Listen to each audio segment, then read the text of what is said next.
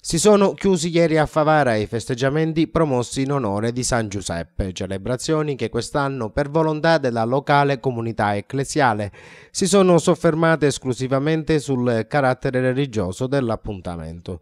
Nel giorno dei festeggiamenti, quello che nella tradizione favarese vedeva la processione del simulacro grande del Santo, accompagnato dalle bande musicali provenienti da altri centri, e il locale complesso bandistico protagonista sul palco del concerto in piazza Cavour, tutto è stato stravolto.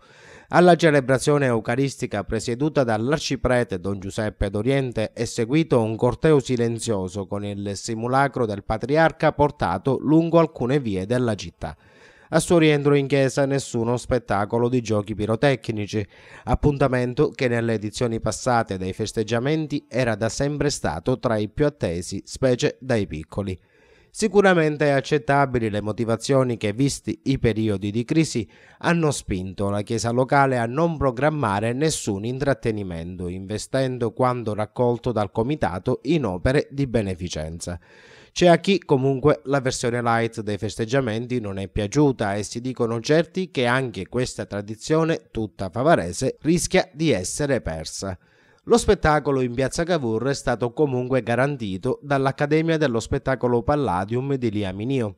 L'intraprendenza dell'eclettica artista e il contributo dei commercianti della zona hanno di fatto consentito ai favaresi, grazie allo spettacolo Palladium Superstar, di trascorrere 2 serate all'insegna di musica, ballo e risate con i cabarettisti palermitani Giovanni Cangialosi e Antonio Pandolfo.